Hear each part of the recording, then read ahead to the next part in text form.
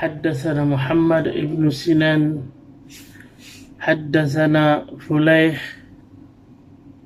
حدثنا هلال بن علي عن عطاء بن يسار عن أبي هريرة رضي الله عنه أن رسول الله صلى الله عليه وسلم قال Muhammad bin Sinan telah memberitahu kepada kami, Fulaih telah memberitahu kepada kami, Hilal bin Ali telah memberitahu kepada kami, dari Atha bin Yasar, dari Abu Hurairah radhiyallahu anhu, bahwasanya Rasulullah sallallahu alaihi wasallam bersabda, Masalul mu'min kamathali khammatiz zar' yafi'u waraquhu min haitsu atat harrih tukaffi'uha fa iza sakanat tadalat wa kadzalikal mu'min yukaffi'u bil bala wa masalul kafir kamathalil azrati samma'a mu'tadilatan hatta yaqsimahallahu idza sya'a. Perumpamaan seorang mukmin seperti batang pohon yang condong berkibar daunnya dari arah tiupan angin yang menerpanya. Apabila tiupan itu mereda, ia pun kembali tegak dan lurus. Demikianlah seorang mukmin yang diterpa dengan bala dan musibah.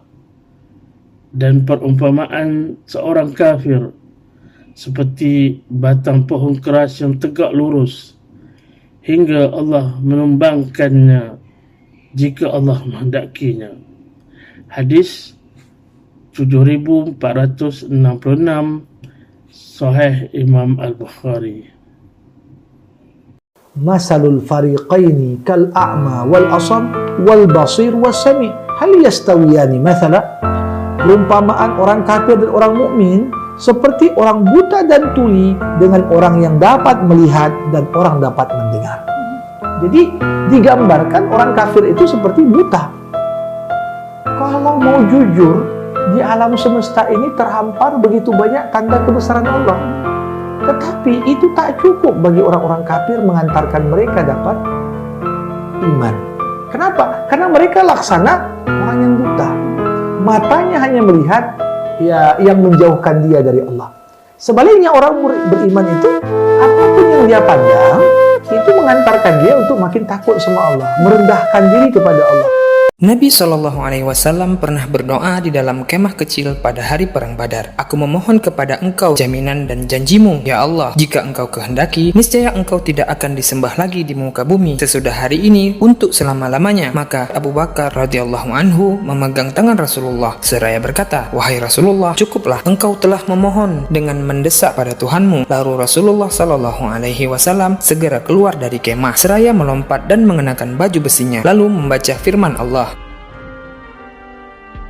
Lalu Nabi SAW memungut segenggam pasir dan mendekat ke arah pasukan Quraisy seraya bersabda, wajah-wajah yang buruk. Kemudian beliau melempar pasir itu ke arah mereka sehingga seluruh pasukan musyrik matanya pasti terkena pasir. Dan Allah berfirman, dan bukan kamu yang melempar ketika kamu melempar, tetapi Allah lah yang melempar, yakni Allah lah yang menyampaikan pasir itu ke mata mereka dan yang membuat mereka semua kelilipan.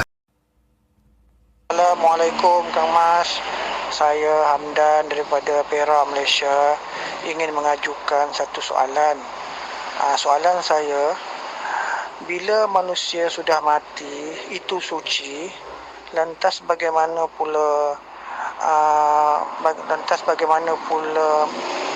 bagi orang-orang kafir yang di luar agama Islam? Minta Kang Mas bagi penjelasan berkenaan yang itu, insyaAllah. Terima kasih Kang Mas. Alhamdulillahirrabbilalamin. Bismillahirrahmanirrahim. Ashhadu an la ilaha illallah wa ashhadu anna Muhammadar Rasulullah. Allahumma salli ala Sayyidina Muhammad wa ala ali Sayyidina Muhammad. Rabbi shrah li sadri wa yassir li amri wahlul 'uqdatam min lisani yafqahu qawli. Amin. Bismillahirrahmanirrahim. Pertanyaan dari Kang Hamdan Osman dari Malaysia.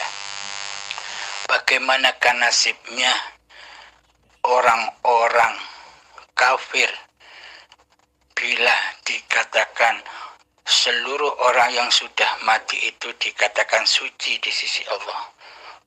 Bagaimanakah nasib orang-orang kafir yang beragama non-muslim? Alhamdulillahirabbil alamin. Pertanyaan yang bagus, pertanyaan yang indah.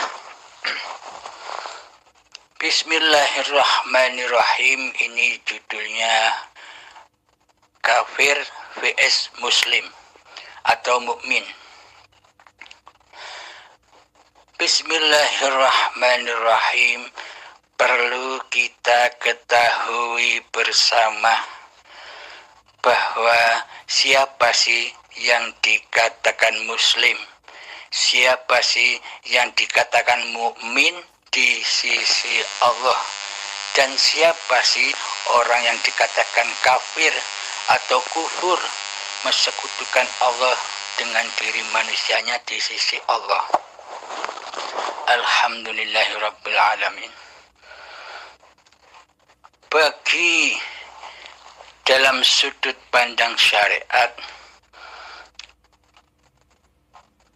orang-orang kafir di luar Islam pasti ketika matinya tidak selamat, yakni terazab di dalam siksa kubur atau di dalam neraka.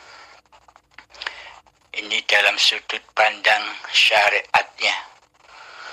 Sedang orang-orang muslimin semuanya masuk surga. Ini sudut pandang syariatnya demikian. Karena di dalam syariat masih memandang badan-badannya lah yang beragama, badannya lah yang Islam, badannya lah yang beragama lain dan sebagainya. Di dalam syariat masih erat memandang laku-laku badan-badannya, simbol-simbol agama badannya. Sehingga di dalam Islam sendiri, Islam terbagi 73 golongan. Hanya satu yang diterima oleh Allah. Bagi siapa yang diterima oleh Allah? Bagi orang-orang yang bertauhid. Orang-orang yang bertakwa itulah yang diterima oleh Allah. Bagi orang-orang yang sudah bisa mengalahkan hawa nafsu kemanusiaannya, inilah yang dimaksud golongan yang satu itu. Alhamdulillahirabbil alamin. Mari kita jelaskan dulu tentang muslim dan kafir, Islam dan kafir di sisi Allah itu bagaimana. Di sisi Allah, orang kafir belum tentu, orang kafir badan-badannya belum tentu hatinya juga kafir. Belum tentu, jangan salah.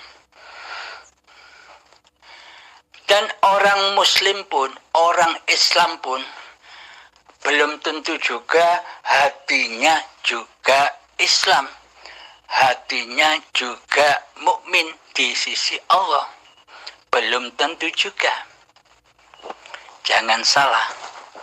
Karena Allah itu bukan memandang laku badan-badannya, bentuk syariat-syariat badan-badannya. Akan tetapi yang dimaksud agama di sisi Allah itu, Allah hanya memandang hatinya. Hatinya sudah bertuhankan Allah kah atau masih kufur? Hati mensekutukan Allah. Coba cek hati kita selama ini. Meskipun diri kita, badan kita beragama, agama Islam, akan tetapi jiwa kita selama ini mati. Hati kita selama ini kufur, Syirik, mensekutukan Allah dengan diri kita. Inilah yang dimaksud kufur di sisi Allah. Meskipun kelihatannya badan-badan kita beragama Islam, tapi hatinya masih banyak yang kufur, yakni hati mentuhani diri manusianya sendiri. Hawa nafsunya lah yang dituhankan selama ini. Inilah yang disebut kufur di sisi Allah, belum Islam. Maka dari itu yang disebut kafir di sisi Allah itu hati-hati manusia yang masih mentuhani diri, hidup dan badan manusianya, yang masih erat manusianya. Sedang Allah pencipta dirinya digoibkan di hatinya, ditiadakan di hatinya, difanahkan di hatinya. Inilah golongan-golongan kafirin di sisi Allah. Ini pembahasan hakikat ma'rifat.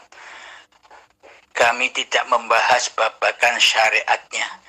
Yang kami bahas kondisi hati, babakan hati, wilayah hati. Karena Allah tidak memandang wajah dan hartamu, Allah tidak memandang ilmu dan amalmu, apapun syariat-syariat yang kau kerjakan, dan Allah tidak memandang nasab-nasab kemuliaanmu di sisi manusia. Meskipun kita dari golongan darah-darah biru, tidak dipandang oleh Allah, karena Allah hanya memandang segumpal daging yang ada di dada manusia. Bila segumpal daging itu suci, suci yang ada hanya Allah, suci dari kemakhlukannya, suci dari kewujudan dan kehidupan manusianya, maka seluruh amaliannya tergolong amal yang soleh. Karena pelaku amal di dalamnya adalah af'alullah, Allah sendiri. Inilah yang disebut alam akhirat atau alam lillahi ta'ala. Bagi manusia yang seperti inilah yang disebut muslim di sisi Allah, yang beriman kepada Allah dan mengaplikasikan imannya. Tidak hanya sekedar keyakinan-keyakinan kosong saja, keyakinan-keyakinan angen-angen saja. Akan tetapi hati mengaplikasikan bertuhannya manusia kepada Tuhannya. Jadi di dalam hatinya sudah nyatalah wujud urip iki Allah, hidup ini Allah. Inilah yang dikatakan muslim di sisi Allah. Inilah yang dikatakan beragama di sisi Allah. Inilah yang dikatakan Islam di sisi Allah, yakni hatinya selalu Islam, hatinya selalu selamat dari memandang, dari menyaksikan selain Allah di hatinya. Maka bagi orang-orang yang sudah Islam di sisi Allah, bagi orang-orang yang sudah mukmin di sisi Allah, mengaplikasikan iman-iman yang seperti ini, iman yang selalu dibawa oleh para nabi dan para rasul, yakni iman yang selalu mentauhidkan Allah di hatinya, yang selalu mengesahkan Allah di hatinya. Maka bagi manusia yang sudah duduk di tahapan ini, maka sudah tidak memandang manusia lagi. Siapapun yang dipandang oleh manusia yang sudah duduk di dalam ma'rifatullah, maka yang dipandang hanya Allah. Sudah tak ada babakan simbol-simbol kafir atau muslim secara badaniah di sisinya. Karena ia hanya memandang hidup, karena yang memperjalankan orang muslim, karena yang memperjalankan orang non-muslim, dan semua manusia diperjalankan oleh Allah, dituhani oleh Allah. Karena tak satu pun manusia melenceng dari tatanan Allah. Semuanya dikuasai oleh Allah. Jadi babakan Islam dan kafir di hati manusia yang sudah duduk di hakikat makrifat sudah tidak ada. Baik dan buruk pun sudah tidak ada. Taat dan maksiat pun juga tidak ada. Bagaimana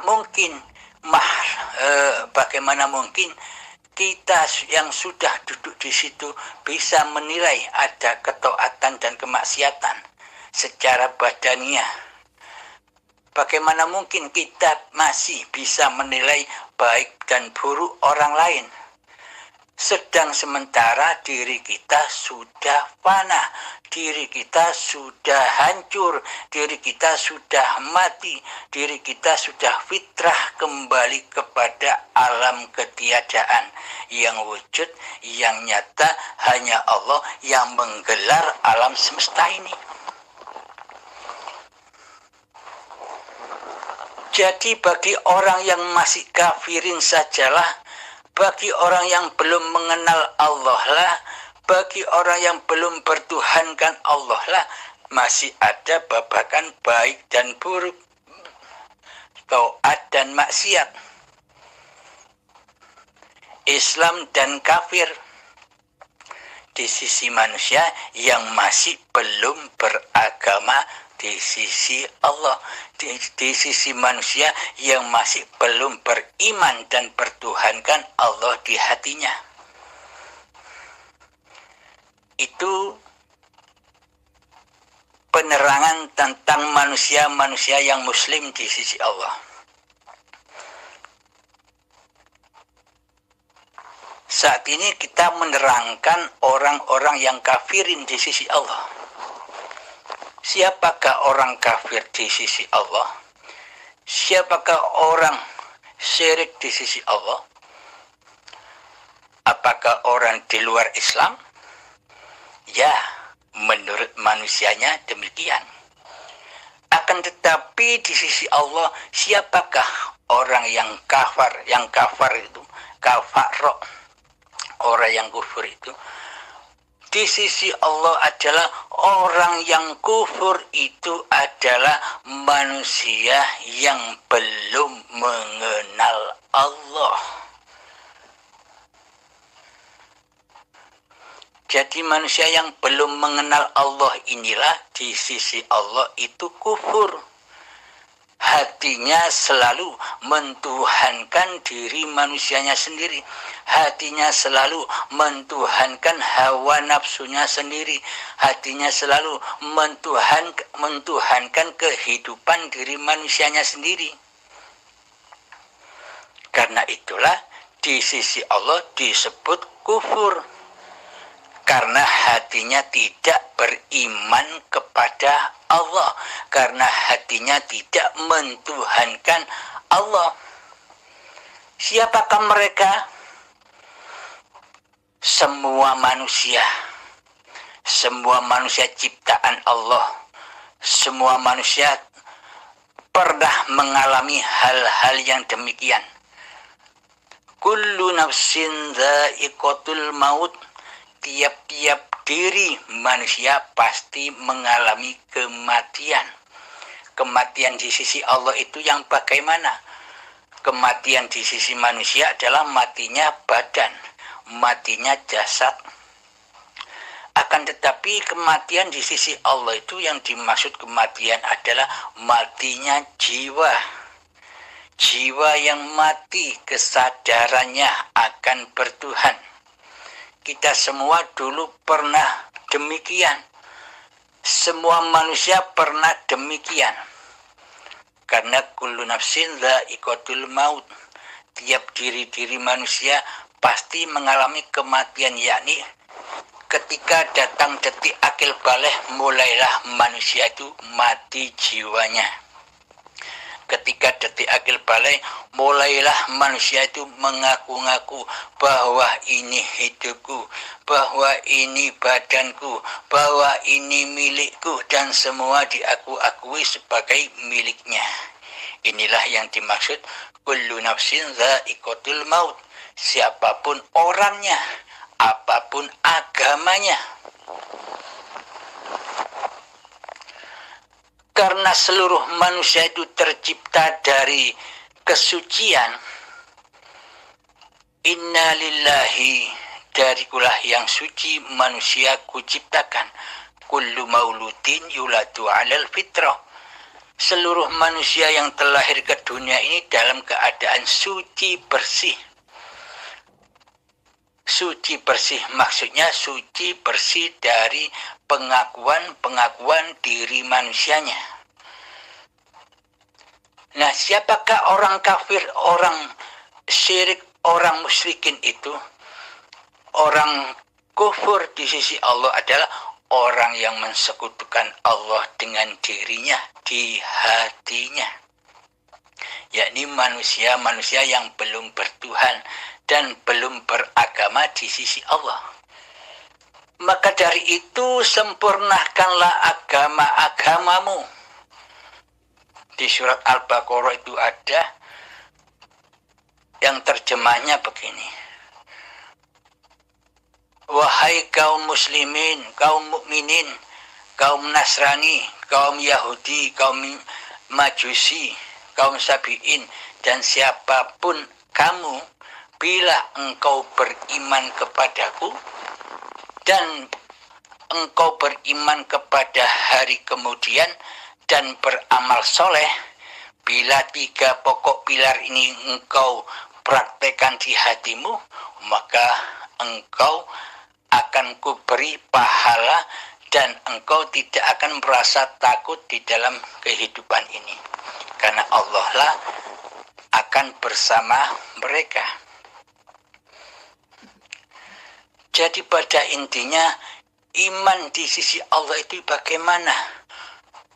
Bukan iman-iman yang kita praktekkan selama ini di syariat. Imannya hanya iman-imanan. Imannya hanya sebatas keyakinan-keyakinan angan-angan saja. Tidak diaplikasikan imannya di dalam kehidupannya. Iman yang dimaksud Allah itu adalah iman-iman yang selama ini kita paparkan bersama. Iman yang bagaimana? Iman yang awaluddin ma'rifatullah. Awal suatu agama, bila kita ingin disebut beragama di sisi Allah, maka kenalilah Allah, pencipta diri manusiamu, pencipta seluruh manusia.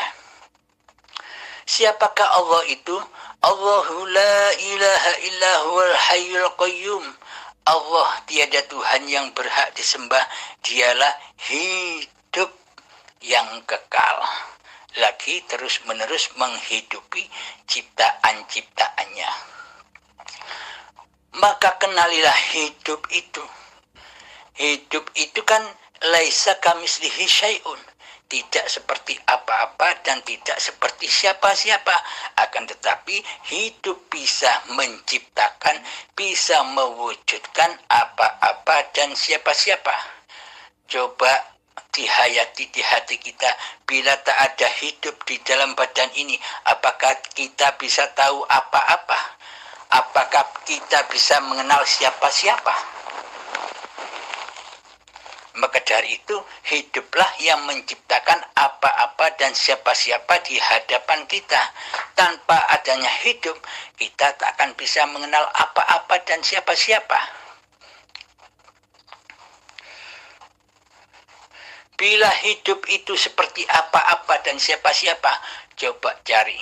Bila hidup yang selama ini kita akui sebagai hidup kita, mestinya kita tahu, mestinya kita kenal bagaimana wajah hidup kita sendiri, bagaimana warna hidup kita sendiri, bagaimana wajah dan bentuk hidup kita sendiri.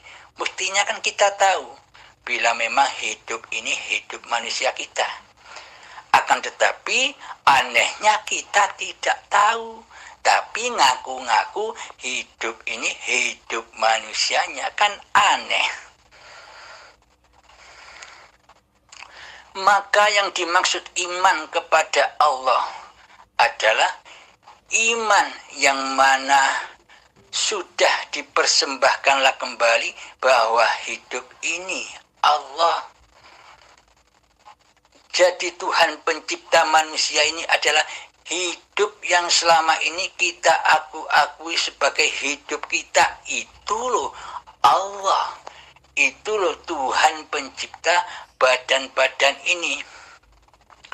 Karena selama ini kita mengaku-akui sebagai Allah, maka kita buta akan Allah.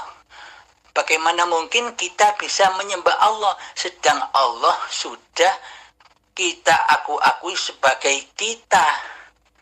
Sedang hidup kita rampas sebagai hidup kita.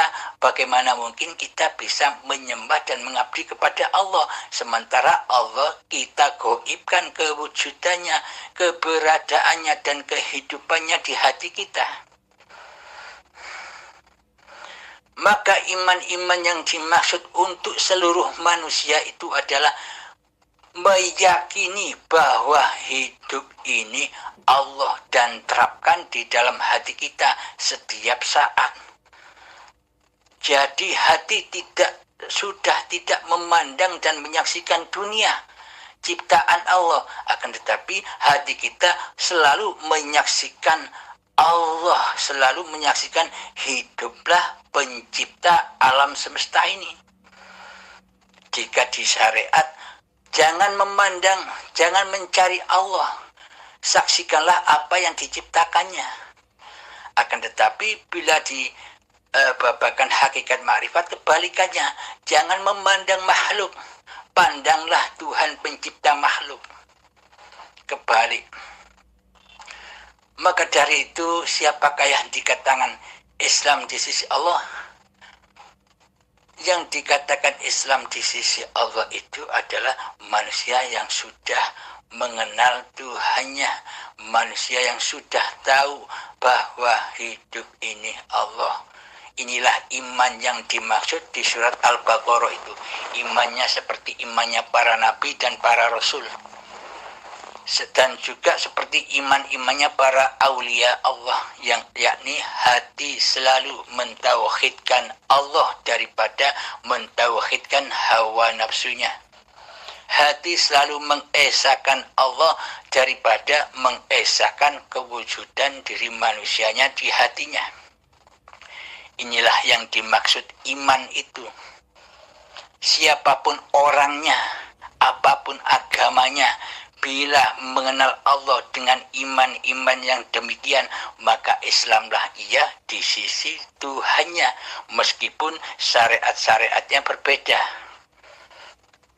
Karena apa? Karena bila sudah mengenal Allah, maka manusianya sudah tak bersyariat lagi. Karena yang ada hanyalah syariatullah, syariatnya hidup itu sendiri. Manusianya sudah tak bisa mengaku-akui ini syariat manusiaku, ini sholatku, ini puasaku. Sudah tak bisa. Karena semuanya Allah lah pelakunya, Allah lah yang beramal di dalamnya. Kemudian percaya kepada hari kemudian. Apa hari kemudian itu? Setelah beriman kepada Allah dan kemudian beriman kepada hari kemudian, ketika hati hamba sudah tidak wujud lagi kehambaannya, maka yang ada hari kemudian. Siapa yang nyata di dalam hari kemudian itu? Yang nyata hanya Allah, yang wujud hanya Allah, yang hidup hanya Allah. Maka yang ketiga adalah beramal soleh. Maka ketika nyata wujud ini Allah, hidup ini Allah, kuasa ini Allah, maka itulah yang disebut amal soleh. Apapun yang digerakkan oleh badan-badannya sudah menjadi af'alullah. Itulah yang dimaksud amal soleh. Apa amal yang buruk itu? Amal yang buruk itu ketika amal masih diakui sebagai hambanya lah yang merasa berkuasa atas amal itu. Bukan amal soleh itu. Meskipun kelihatannya badannya sholat, kelihatannya badannya puasa, tapi di dalam hati masih mengakui bahwa sholat dan amal puasa serta amal ibadah ini milik hambanya yang berkuasa melakukan. Di dalam hati masih kewujudan kemanusiaannya, ini bukan amal soleh namanya. Meskipun kelihatannya sholat dan ibadah, tapi hatinya kufur, tidak menyembah Allah. Apakah ini dikatakan Islam? Apakah ini dikatakan ibadah di sisi Allah? Bukan. Ini babakan hati, wilayah hati, kondisi hati. Yang dipandang Allah hanyalah hati. Allah bukan. Allah tidak memandang laku-laku badaniyahnya. Allah tidak memandang agama-agama lahiriahnya. Yang dipandang Allah adalah agama batiniyahnya. Sudah mengenal Allah, sudah beriman kepada Allah, tidak hatinya. Nah terus sesuai pertanyaan-pertanyaan Kang Hamdan Usman, bagaimanakah nasib orang-orang kafir setelah mati? Begini, bila manusia saat ini belajar mati sebelum mati, yakni manusia yang sudah berjalan di atas ilmu, hakikat dan makrifat, yakni manusia-manusia yang berusaha mencari Tuhannya, mengenal Tuhannya. Ketika manusia sudah mengenal Tuhannya dengan iman-iman yang selama ini kita paparkan, inilah yang disebut Muslim di sisi Allah. Orang yang sudah mentuhankan Allah di hatinya. Orang yang sudah menyatakan hidup ini Allah, hidup hambanya sudah lebur, fana dan mati. Inilah Islam di sisi Allah. Sedang orang kafir di sisi Allah bagaimana? Orang-orang yang belum mengenal Tuhannya, siapapun orangnya, apapun agamanya, bila di hatinya belum bertuhankan Allah, bila di hatinya masih mentuhankan hawa nafsunya, inilah orang-orang yang kafir di sisi Allah, apapun agamanya. Ada firman Allah, bagi manusia yang masih memperturutkan hawa nafsunya di hatinya, maka derajatnya lebih rendah daripada anjing.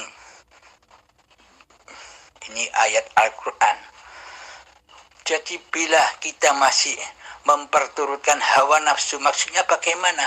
Bila di hati kita masih erat rasa hidup manusianya, masih kewujudan diri manusianya, Allah gaib di hati kita, maka derajat kita lebih rendah daripada anjing, babi, dan celeng.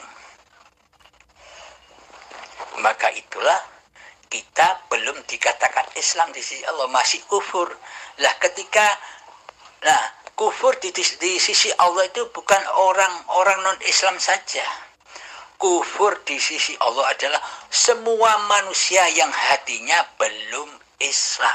Semua manusia yang hatinya belum mengenal dan beriman serta mentuhankan Allah di hatinya. Itu kufur di sisi Allah.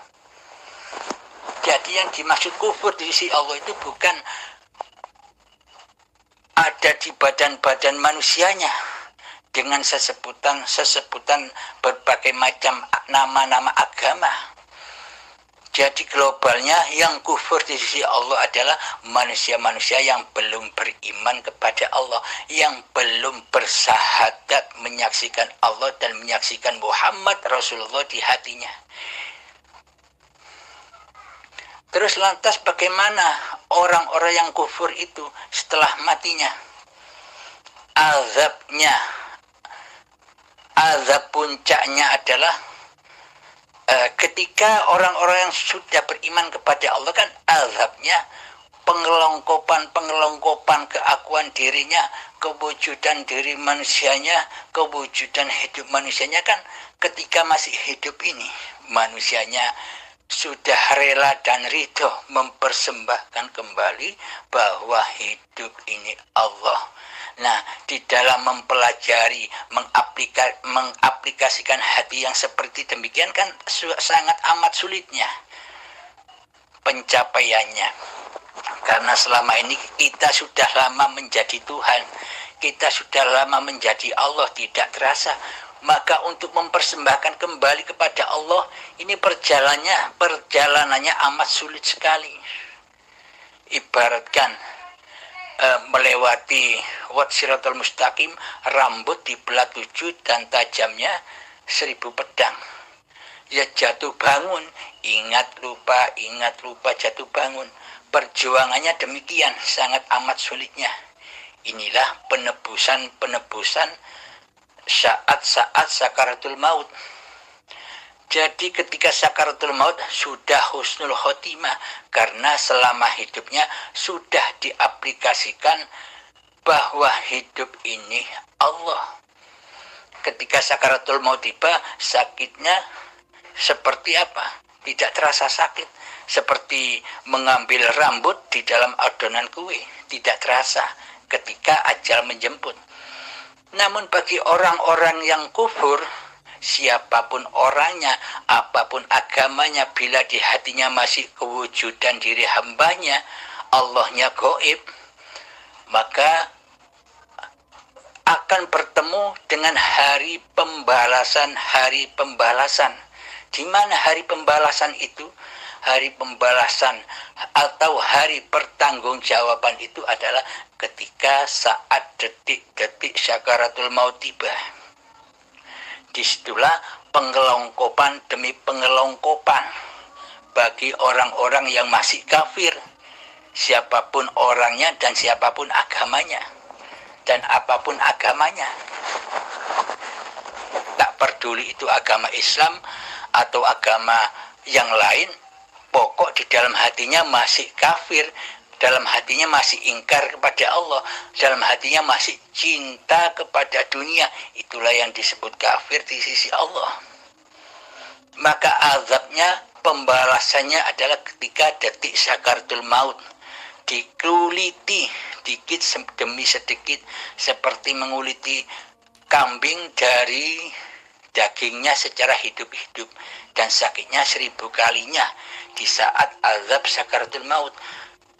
Dikuliti pengakuan wujud diri manusianya, dikuliti pengakuan hidup manusianya, dikuliti kuasa diri manusianya, dikuliti apa-apa yang dicintai oleh manusianya. Anaknya dikuliti, istrinya dikuliti, suaminya dikuliti, anak istrinya ikut membantu menyiksa dirinya karena selama ini dicintainya selama hidup. Jadi apa-apa yang dicintai akan menyiksa dirinya. Hartanya ikut menyiksa, mobilnya ikut menyiksa, rumahnya ikut menyiksa, apartemennya ikut menyiksa. Karena manusianya tidak mau kalau ia harus meninggalkan apa-apa yang dicintainya, terutama hidup dan badannya. Tidak rela, karena di saat masih hidup ia tidak bertuhan, melainkan mentuhankan dirinya sendiri. Maka di saat azab sakaratul maut itulah pengelongkopan demi pengelongkopan guna untuk mensucikan badan-badannya kembali. Nah, ketika setelah azab itu sudah berlangsung, setelah selesai, maka matilah manusia. Jasad-jasadnya mati tak bernafas. Nah, ketika sudah tak bernafas lagi badan-badan ini, semuanya sudah suci kembali. Suci dari apa? Suci dari pengakuan diri manusianya. Ketika manusianya sudah mati, siapapun orangnya, apapun agamanya, kalau sudah mati, apakah masih bisa mengaku-ngaku, ini hidupku, ini badanku, ini milikku, ini agamaku? Apakah bisa? Manusia yang sudah mati tak akan bisa. Jadi manusia yang sudah mati itu ibaratkan kembali suci menjadi bayi lagi. Kemana manusia harus pulang? Manusia harus pulang ke asalnya, dari yang suci, dari yang fitrah bayi kembali suci. seperti bayi lagi. Ketika bayi kan manusianya belum wujud, belum ada.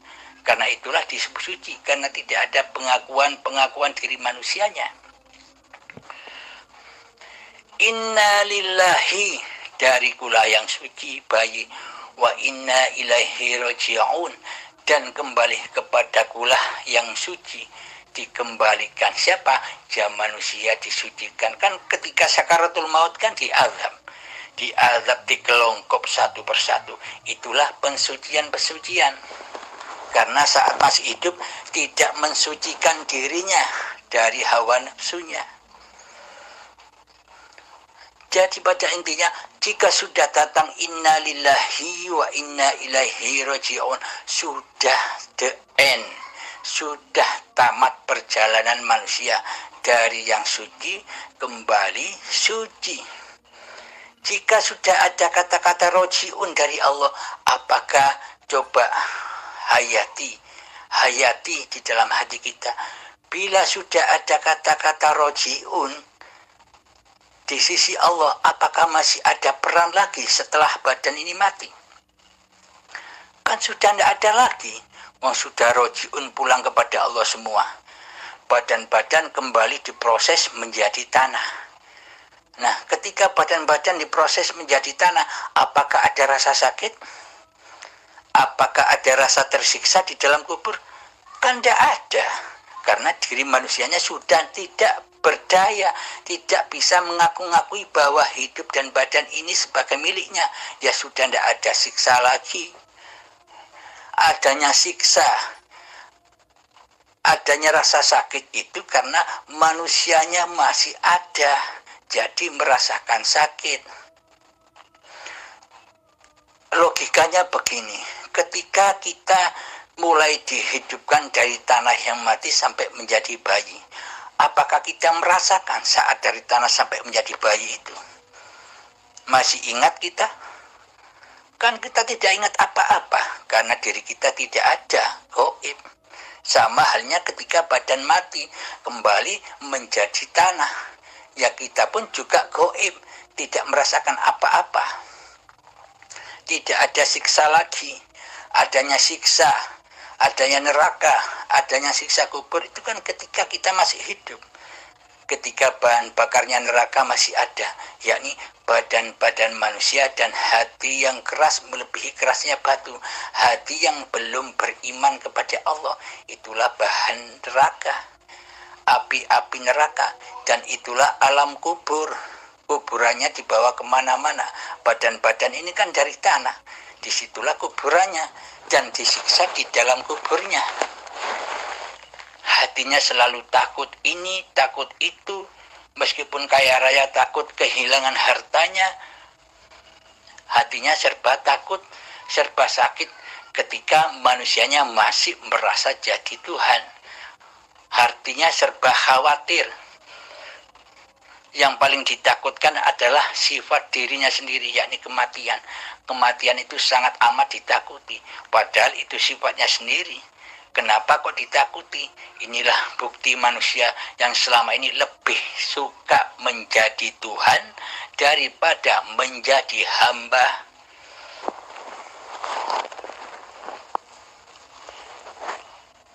Maka dari itu, bagaimanakah nasib-nasibnya orang-orang yang tercinta yang sudah meninggalkan kita? Nasib-nasibnya sudah bahagia, sudah kembali kepada Tuhannya. Sudah innalillahi wa inna ilaihi raji'un. Sudah kembali esa kepada Tuhannya. Hidupnya sudah esa, sudah ahad. Barang siapa ketika masih ada di dunia ini, hatinya selalu mengesahkan Allah, bahwa hidup ini Allah, maka hakikatnya disitulah pertemuan hamba dengan Tuhannya. Jadi pertemuan dengan Allah itu bukan bertemunya dua pihak. Bertemu dengan Allah itu kita bertemu dengan kefitrahan diri manusia kita, yakni kegoiban, alam ketiadaan. Dan Allah kembali wujud dan hidup di hati kita. Itulah yang dimaksud pertemuan, yang dimaksud persaksian, yang dimaksud iman di sisi Allah. Demikian Kang Mas, bedanya antara kufur dan muslim di sisi Allah. Kalau di sisi syariatnya, mungkin kita sudah banyak belajar di sisi syariatnya. Karena di syariat masih mempersembahkan badan-badannya, maka yang dipandang ya badannya.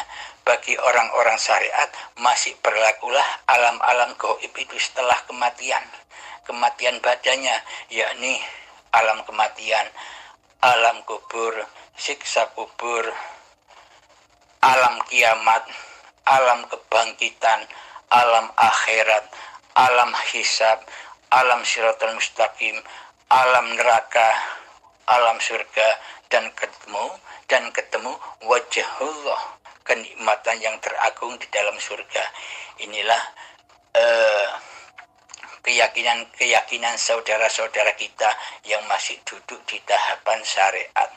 Padahal alam-alam itu ketika kita sudah mengenal Allah, sudah nyata Allah di hati kita, maka alam-alam itu sudah kita lewati.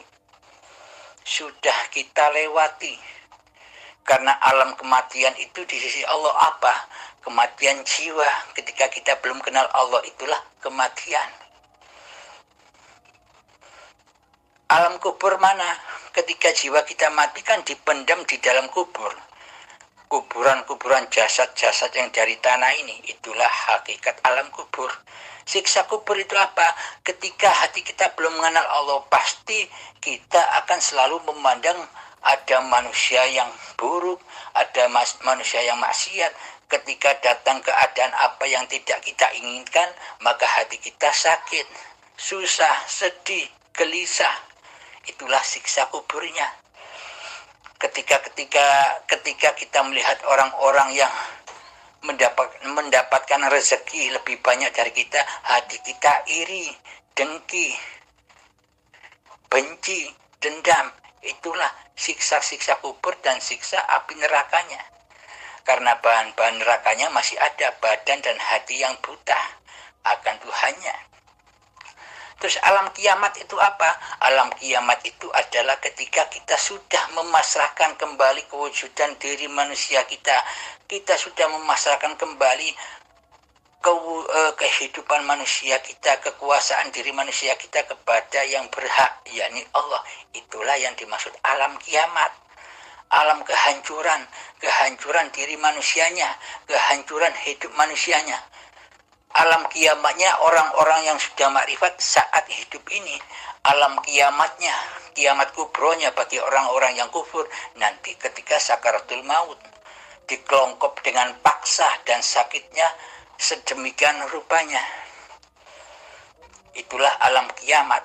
Setelah alam kiamat ada hari kebangkitan. Hari kebangkitan versi orang-orang syariat adalah bangkitnya badan-badan ini seperti kecambah. Karena imannya orang-orang yang masih duduk di syariatannya memandang badan, menyembah amalia-amalia badan, maka semuanya terangan-angan oleh badan-badannya. Gambarannya badan semua. Yang bangkit badannya seperti kecambah.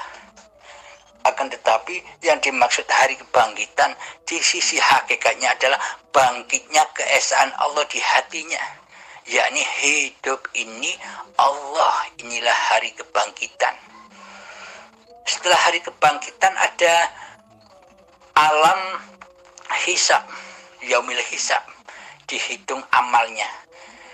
Ketika hati sudah lillahi ta'ala, ketika hati sudah menyadari bahwa hidup ini Allah, kita menengok ke belakang lagi, kita dulu pernah melakukan ketaatan dan kemaksiatan di sisi Allah. Setelah kita menyadari bahwa hidup ini Allah, oh ternyata yang dulu berafal di dalam taat dan maksiat juga Allah. Jika sudah Allah semua, apa yang mau dihisab? Bagi manusia yang masih kufur, hisabnya, hari pembalasannya di saat sakaratul mautnya. Namun bagi orang yang beriman semasa hidupnya, maka bila sudah Allah semua, maka sucilah, fitrahlah manusianya. Sudah tak mengaku-ngaku jadi Tuhan lagi. Jadi apa yang mau dihisab? Tak ada yang dihisab, sudah suci. Inilah yang dimaksud alam hisab. Siratul mustaqim. Apa siratul mustaqim itu? Seluruh keadaan yang kita alami, jika di dalam hati kita sudah nyata bahwa hidup ini Allah, ketika makan itulah wasiratul mustaqim. Kita ketemu Allah apa ketemu makanan di dalamnya. Nah, bila di dalam makan itu kita ketemu zat yang menghadirkan makanan dan yang menyuapi makanan ke tubuh ini, itulah yang dinamakan siratal ladzina an'amta alaihim, yakni orang-orang yang telah engkau beri nikmat. Jadi dalam keadaan apapun, hamba sudah tak merasa yang melakukan. Ketika minum, hamba sudah tak merasa melakukan minum.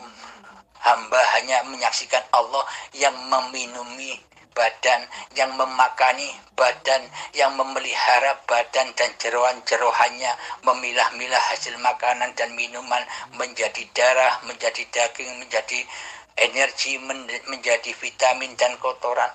Hanya Allah lah yang mengurus semua itu. Jadi pada intinya kita sudah di dalam surga, selalu disediakan Allah. Mau ngopi hadir sendiri tanpa kita yang buat. Bagaimana kita mampu membuat? Padahal kita sudah tidak ada. Berarti Allah lah, hiduplah yang menyediakan kopi di depan kita. Dan Allah lah yang menyuapi. Jadi inilah yang dimaksud alam yang suci, alam bayi. Jadi serba ada, serba disiapkan oleh Allah. Bila manusianya sudah tak ngaku-ngaku lagi jadi Tuhan. Jadi di dunia ini alam surga bagi orang-orang yang beriman. Neraka bagi orang-orang yang tidak beriman kepada Allah. Alhamdulillahirabbil alamin.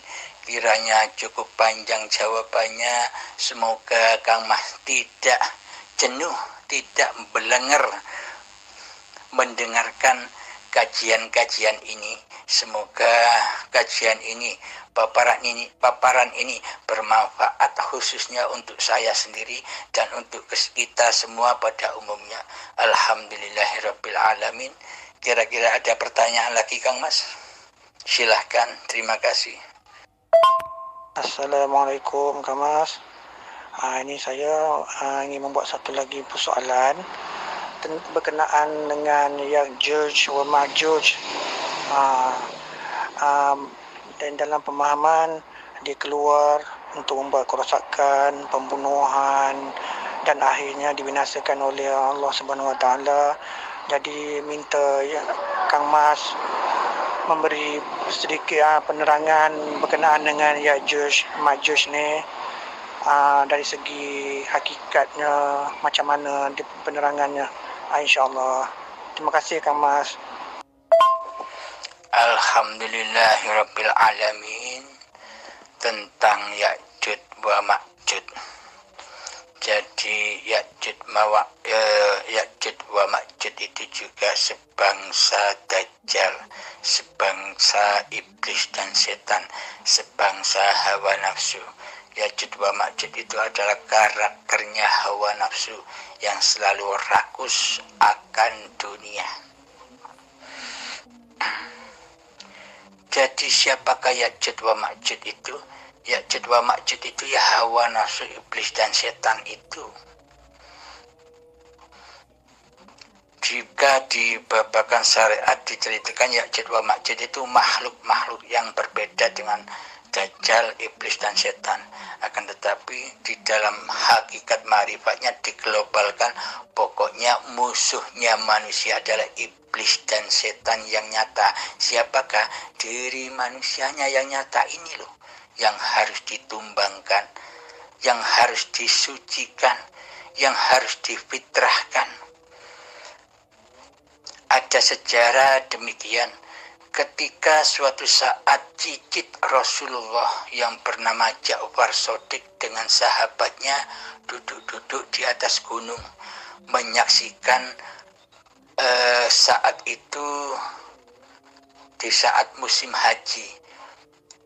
Mereka berdua memandang orang-orang yang tawaf di sekitar Ka'bah, jutaan orang yang tawaf. Sahabatnya Ja'far Shadiq merasa bangga memuji-muji Syekh Ja'far Shadiq cucu Rasulullah. Begitu berhasilnya kakekmu telah membina umat Islam sehingga banyak yang bertawaf di Ka'bah.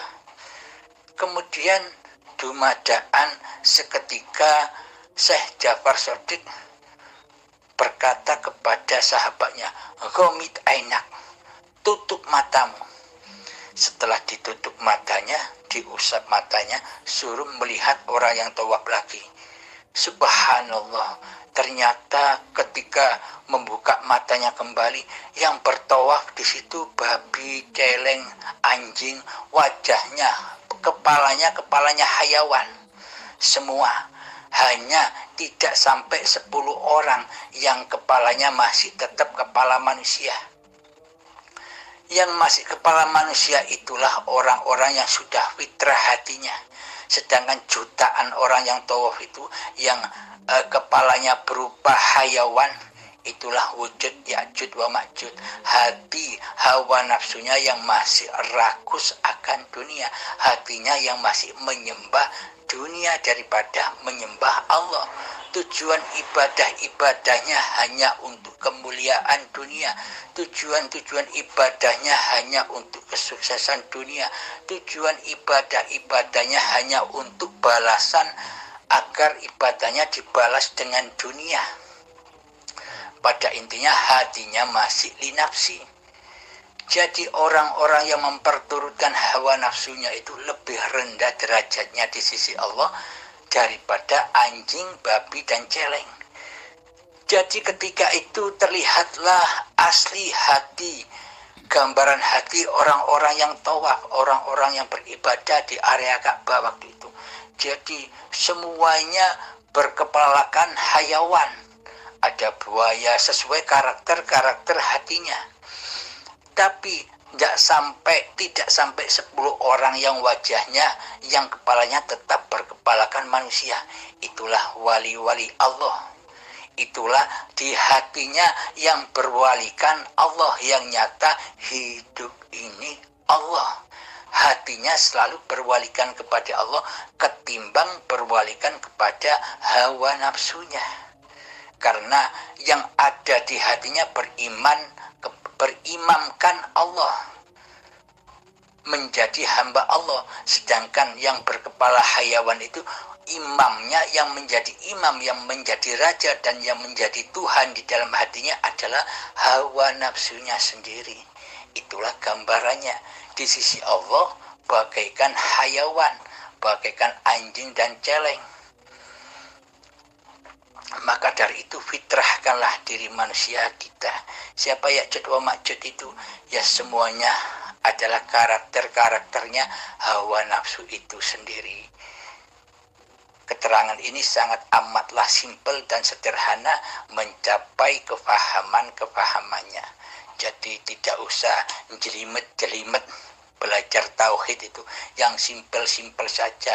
Yang terpenting sampai pada tujuan tauhid itu sendiri. Alhamdulillahirabbil alamin. Semoga saya dan kita semua dipahamkan dan selalu dibimbing serta diridhoi oleh Allah. Amin amin ya rabbal alamin. Akhir kalam. Assalamualaikum warahmatullahi wabarakatuh. Terima kasih Kang Mas atas infonya dengan pencerahan, penjelasan yang sangat jelas. Terima kasih banyak-banyak. InsyaAllah penjelasan ini akan dapat memberi kita pemahaman, dapat kita berkongsi sesama kita. InsyaAllah akan disebarkan ilmu ini insyaAllah. Terima kasih Kang Mas.